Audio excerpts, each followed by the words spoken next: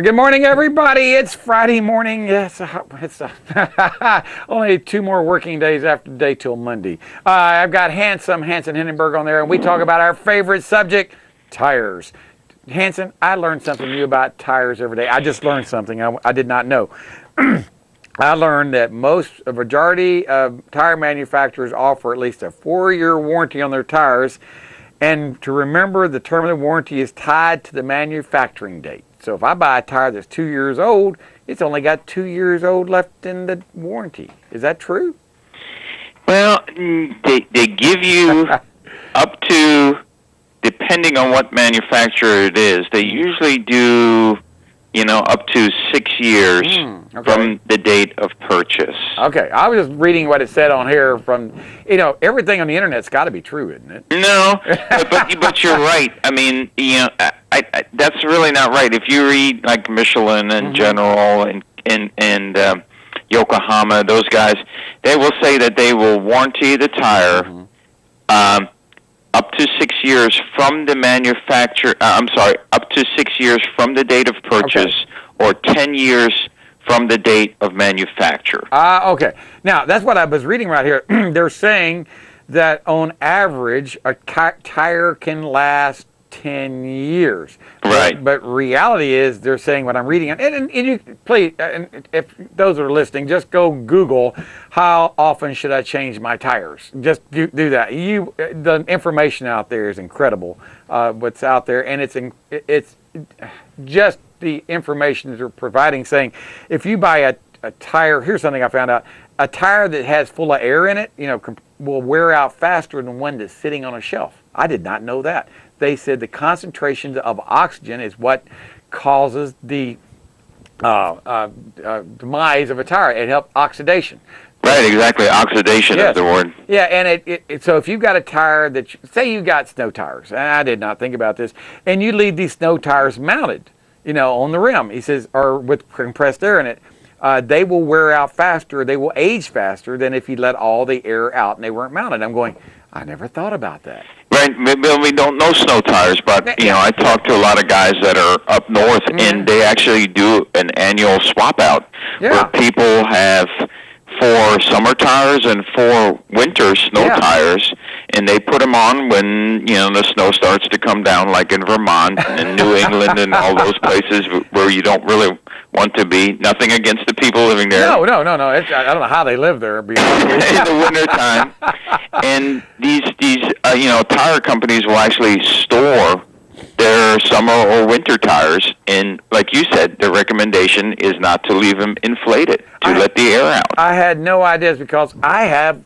extra tires for my B trailers, and I was sitting here thinking, well, I'll just store them in a closet someplace out of the sunlight, which that keeps them to last longer, but they should not have any air in them. I did not realize that. I would figure, keeping air in them would keep them more round and it'd last longer. But apparently, if you keep air in them pressurized, they deteriorate faster. Well, we see that on spare tires. Yeah. Perfect example. So I've never had this spare tire down, and all of a sudden I heard a popping noise, and my tire blew out. How is that possible? Like you said, the weathering and also the oxidization over the years made the plies just come apart. Now, one of the things that I've been reading also is the things that you and I years ago thought would prolong the life of tires by taking things and making them shine. We go get our car wash and we'll shine our tires up. And I always thought that would make my tire black. That would make my tires last longer. Well, at least they look prettier. But what I have found out, a lot of these products contain petroleum products, which actually will cause the tire to dry rot faster. And I went like, what? I just did not know these things. Right. And, we've talked about this before. Tire shine, in most cases, unless it's, it's not petroleum based, which they do. They have some that are silicone based. Right. And I've seen it, some people will shine their tires so much that will soak the rubber. You'll look inside, and the inside of the tire is actually shiny as well, because the tire just sops up all that product. And like you said, petroleum is not good. It will actually, start eating the tire, and I've seen it where it almost eats the tire from the inside as well. That's what I was running about. They were talking about some of the things that can actually causes tires to wear out, and they were talking about running over oil on the road, like you can avoid that. So, and I'm saying, I can't avoid running over oil on the road, but the point being is, but some people actually put oil products on their tires to make them look black or shiny, and I'm going, you're killing your tire. I saw one come in the other day, just came back from a car detailing place. It was beautiful. I mean, the engine looked nice. I mean, it was nice and shiny, but the customer complained about a check engine light, and I come to find out the oxygen sensor had been contaminated by silicon. That was what the problem was. The oxygen sensor was stuck running rich all the time, which is very rare. I'm going, let me get this straight now. The car's not even running. I turn the key on, I'm reading 0.9 volt on your oxygen sensor. It shouldn't be that high. Pulled it out, and it was contaminated with silicon from them spraying the engine compartment, and it got ingested in the engine and poisoned the oxygen sensor. Thank God it was only a 4-cylinder. Right. And I've seen it many times where people want to clean their engines, and really, unless there's just all kinds of mud caked inside your engine compartment, I always, recommend not cleaning the engine compartment at all. Well, because people will stick a hose in there and get gum out, spray on there, and it will get into the air filter compartment, and then all of a sudden the mass airflow sensor is not working right, or like you said, it sucked so much stuff in there that even the oxygen sensor was contaminated. And people want to have a good car, and they want to have a pretty car, and they want to have it looking nice. So what are some of the things that people can do? Now, this is what I do. When a car comes in that has an oil leak, and I'm trying to figure out where the oil leak is, I have to wash the car off and drive it. And so I don't use anything any harsher than Purple Power. On the engine, I spray it on there, and it's biodegradable. And I take a water hose, just a regular water hose, and I can wash all that off. And sometimes when I do that, the car will miss and spit because now the plug wires are shorting out because the plug wires are bad. But I know what to do in a case like that, but most people don't. But what would you recommend for people who want to keep their tires looking nice and pretty, and they want to keep their engine compartment looking nice? Is there something you could recommend, being in this industry, that you would do? The best thing to do is, like you said, use like as mild detergents as dish soap. Even non-dishwashing detergent works excellent on oil and grease, getting rid of it. Right. That's what I recommend. Take a nylon bristle brush, a soft brush, and just wipe over the outside of the tire. Don't get a metal brush, which I've seen before too, and clean the tires up. Now, for the shining part, there are products out there that will say that they're not petroleum-based. They will say silicone on there, so you have to look at the actual bottle of stuff and see what the ingredients are, and usually they will tell you some of the ingredients that are inside that particular tire shine. If you go to a car wash, like you said, they will probably use a petroleum-based because it's usually cheaper. Oh, yeah. Now, what you're telling me is, because when tires are brand new, they're not shiny black. They're a dull black, but a dull soft black. And when you're telling us, or I'm recommending it, is to take Dawn dishwashing detergent, a soft bristle brush, and actually scrub the outside edge of the tire that's been exposed to the sunlight, and then wash it off, and that will allow that old oxidized rubber to be washed away, and I guess it will keep the soft rubber exposed, where I guess over a period of time I'm going to do the same thing, but it actually keeps it from cracking, keeps cracks from developing, because that's what causes dry rot. Mark Sarlo, the automotive engineer, says it's like silicone and oil get in the cracks, and as they heat up, they expand, making the rubber crack more. And I'm going, I never thought about that. That's usually the best thing. I try not to tell people don't put any product on there, but a lot of people like their tires shiny. Just make sure you get the right product. And like you said, driving the vehicle, there's items. I mean, there's chemicals inside the tire actually. Yes. So if the car sits around a lot, they have a much better tendency of dry rotting as if you drive the vehicle often. Well, here's what I read right here. Things that can cause your tires to be damaged. Wear and tear, of course. Age, potholes, curbs, speed bumps, etc. Who would have ever thought that would actually... Extreme temperatures. I don't know if we have extreme or not. If you can Well, I guess 150 to 200. Yeah, degrees. when it's 110 outside Yeah. and the asphalt's about 300 degrees, Yeah. you know, so.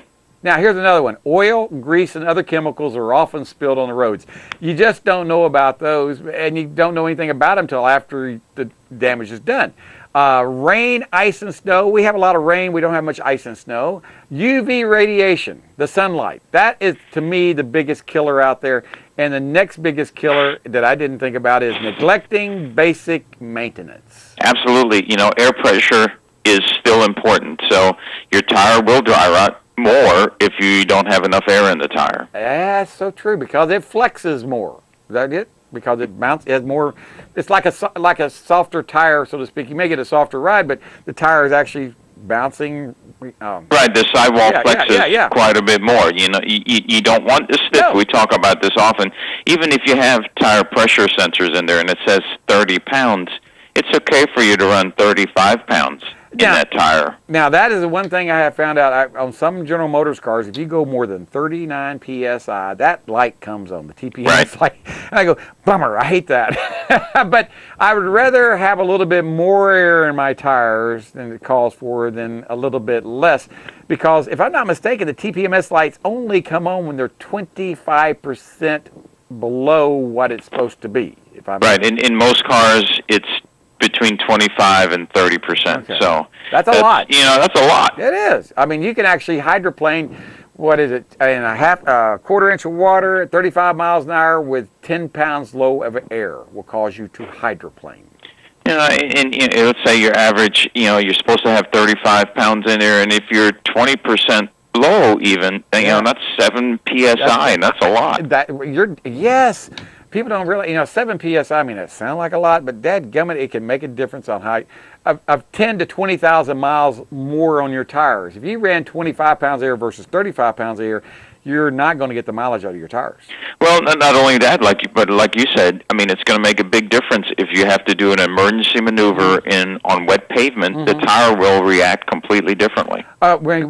You experience that. What are some of the things you experience when we got about a minute left, at the Michelin and these road tracks you've gone on to about driving with low inflated tires, the tires that blow out and things like that? What did you experience? I mean, it's pretty amazing. It changes the stopping distance. It changes the wet handling, and it also, especially cornering, the tire will react completely different. Even on dry pavement, if you go around a corner fast in an underinflated tire, the car has a tendency to kind of sway and roll, whereas you have the correct air pressure in there, it will handle like it's supposed to and pull right through the corner. Now, the only thing missing we haven't talked about, which is another thing, is your struts and shocks. They need to work in tandem with your tires, because if the tires are good, but the struts and shocks aren't good, you're still increasing your stopping distances. You're still, not handling like I saw so many cars this week, putting new tires on, and people go like, well, just do an alignment, how my tire's worn out. And of course we check the front end, and the car has 120,000, or the truck has 120,000 miles on it. And unfortunately, at that stage, there's going to be quite a few front end parts that are worn out. And I saw one where, the ball joint was about to fall out. And he was like, just put the tires on there, and, I'm telling you that the tires are going to be worn quickly, so the front end is super important. And dangerous. Anyway. If you want the best deal in town for tires, you need to call Baytown Tires at 873-8900. Hanson and the guys at Baytown Tires take pride in serving Panama City for over 20 years. Baytown Tires on Highway 98 in St. Andrews. All service work backed by a nationwide warranty. Part of what I'd like to let you know is what we do and how we work our system. Basically, we've got about 700 stocking dealers scattered around the 15 counties here in the Big Bend area of the state. I run a fleet of trucks, vans, and what we call hotshot vehicles to deliver to our dealers quickly so they can help service you as fast and efficiently as they can. Provide timely and efficient service, and we're there to take care of our dealers, who in turn can take care of their customers. So, the I'll Get There Quick plumbing guy got there quick. To be fair, he did fix the leak in the kitchen drain. Too bad this is the bathroom. Mr. Reuter Plumbing ensures we fix what you see, and even what you don't. Block of where I live. Where I live was fine. Yes. And 1 block away, it ripped the metal roof off, blew it into the 13,700 volt power lines. Uh-oh. And since it was a metal roof, the power lines did not appreciate being shorted, which then caught everything on fire, Ooh. which means the pole and the wires. So, yeah, here we live in little La Junta, Colorado, and we don't have tornadoes. We have straight line, shear winds that tear off roofs, blow out windows, and take down the whole power grid. Well, I don't know we didn't have straight line winds or anything yesterday, but when I came home yesterday, my emergency generator's running. And I asked my wife, I said, how long has our power been off? She said, since 2 o'clock.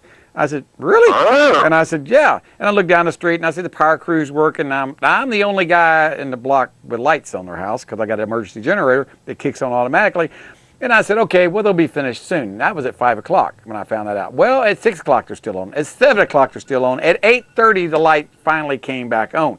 So for a long time, they were working on that. And I have no idea what happened, but we have a lot of old trees in our neighborhood, in our area, because it's old water oaks. They're all rotten in the middle. They're all that way. And so that's the problems we have. And it doesn't take much of a storm or a wind or anything to do damage like what you're talking about. But we're in a city that has the power company here. How long did it take the power company to restore power where you were at? You know, that is the great thing. The actual power generation building was within 100 yards of where the shear happened. I bet you they got it up. They got the it quick. crews basically came rolling out of the building, got in their bucket trucks, and had the lines back on probably in an hour and a half. Well, that's pretty impressive. Now, speaking of things that were common problems, such as that, common problems I see on cars, this is a car show, is fuel pumps that go bad, and that's normal, but when you have people that put fuel pump after fuel pump after fuel pump in a car and experience the same problem in a short amount of time, wouldn't you think that might throw a red flag up that something might be wrong with cars? I mean, well, I think a very smart guy. Now, we claim that Einstein had an IQ of 160. However, on a humorous note, and Anna Marie will love this, Marilyn Monroe was rumored to have an IQ of 162. So the next time you're thinking just how smart Einstein was, think about the possibility that Marilyn Monroe was smarter. But to answer your question, one of his things was the definition of insanity. To keep doing the same thing but expect a different result. So just like you said, if you keep putting fuel pumps in and aren't looking for the root cause of failure, that's all right. Go ahead.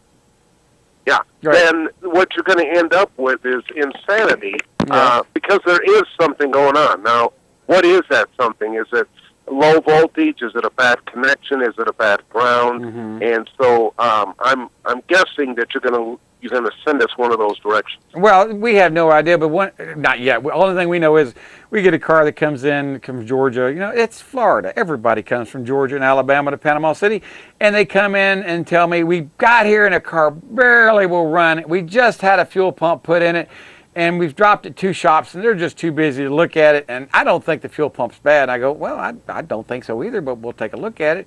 We bring the car in here, we see all codes in there, running too lean, catalytic converter inefficiency, and we're scratching our head going, well, first thing we need to do is do a fuel pump pressure, volume, and static test. Well, we do, and we look it up. It's supposed to be 51 pounds. We got 23. And I said, okay, that's flunked that test. Now, he said, what other test you got? And I said, well, we got a volume test. So I did a volume test on it while I was running. It's supposed to be a half a pint in 15 seconds, a full pint in 30, kind of a rule of thumb there.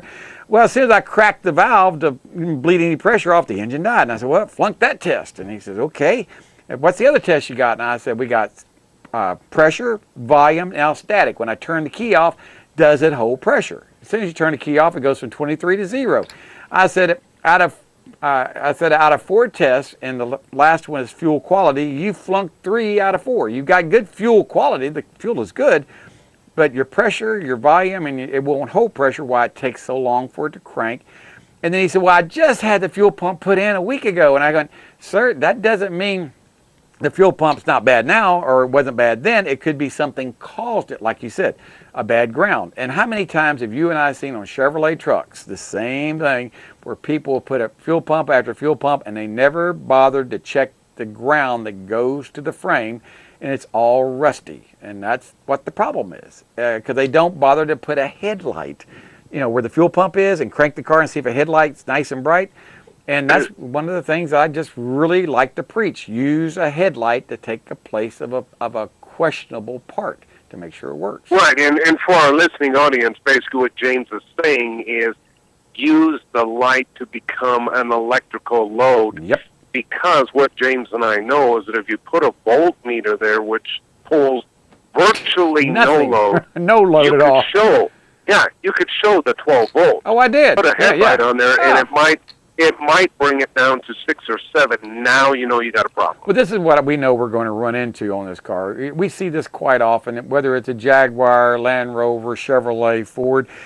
People in my industry, we've not, I don't know, I guess I was guilty of it. I didn't learn it till I was in my 30s, that to put a headlight to take the place of an electric motor on your window, or take the place of a starter, or take the place of anything that pulls a load, because I know a halogen headlight, when I put an amp clamp on it, will pull between 8 to 12 amps when I turn the key on. It's supposed to.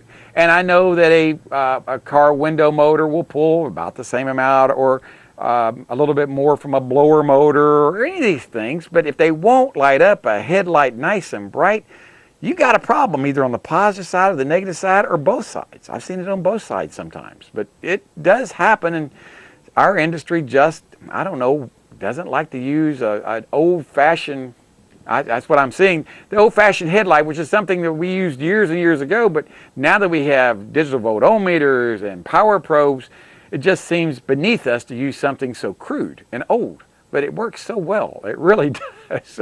And we forgot the basics. And you just brought up an interesting analogy there, that each window motor might pull 7 or 8 amps. Yeah. And if you've ever noticed, sometimes there is a 30-amp circuit breaker.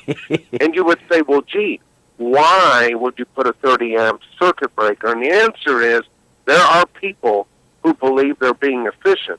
So what they will do is, as they pull up and are going to close the car up, they'll hit all 4 up buttons simultaneously and put that 30 to 40 amp load on the circuit. So if you've ever wondered why things are sized the way they are, we engineers knew that there are going to be those people out there that instead of rolling up 1 or 2 windows at a time, we're going to hit all 4 buttons, thinking they're being efficient when in fact they're just overloading the system. And they are. And speaking of that on fuses, every year I try to go through spring cleaning. You go through the stuff that you've collected over the year that you say, I'm going to use that, and you throw it over in a corner and you never use it. But once a year I go through it and I look and see what I got. I had like 5 fuse blocks, that I'd taken out of cars that were bad due to reasons or whatever, normally because they burnt up on a lot of Chevrolet trucks and a lot of Ford Explorers and things like that. They go bad.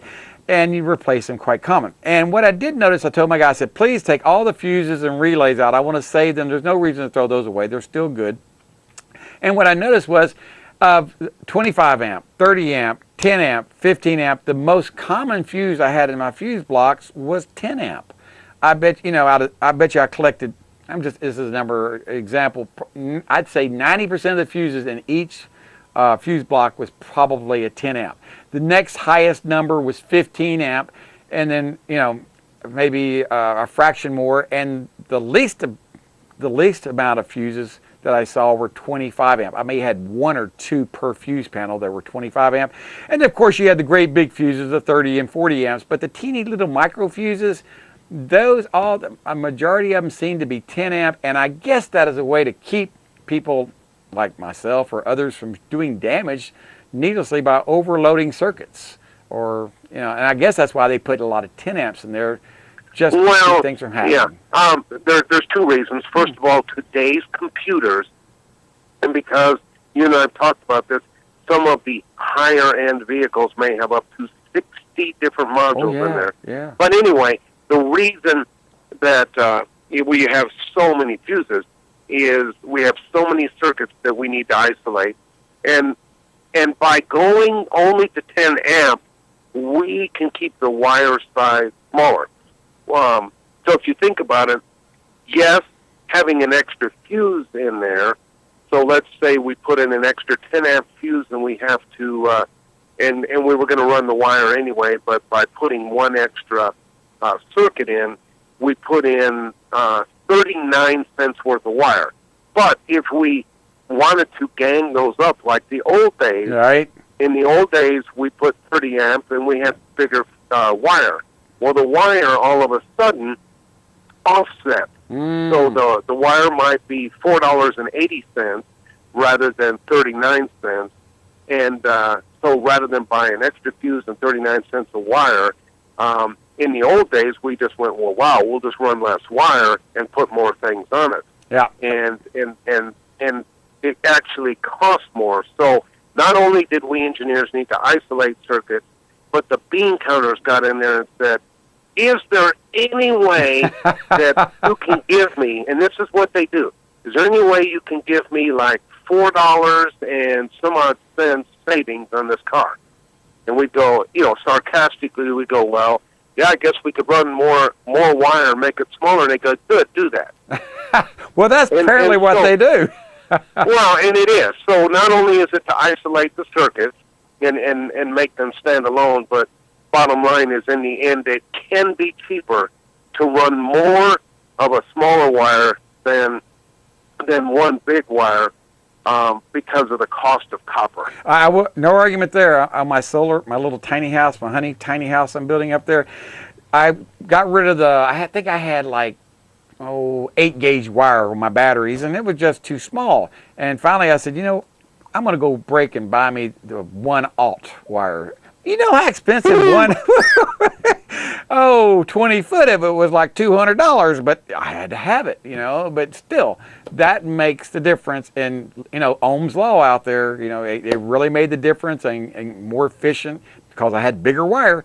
But that small wire really has a lot of resistance to it. You wouldn't think that, you wouldn't think it makes that big a difference on a solar system, but on a DC system like a car, you've got to have either have bigger wire or smaller circuits or whatever you got to do it. Like you said, more circuits or bigger wire. That's your choice. And I guess the same thing applies to save that money on copper. It's so expensive. Well, yeah, and I mean, we engineers sometimes would have to finesse the data to get the bean counters to let us isolate a circuit, and then other times we would want to load several things up on one circuit, so that that they could be all together. But we found out that running a 14-gauge wire rather than running, we'll say, 3 smaller 18, right, was actually the 14-gauge wire, and the circuit was more expensive.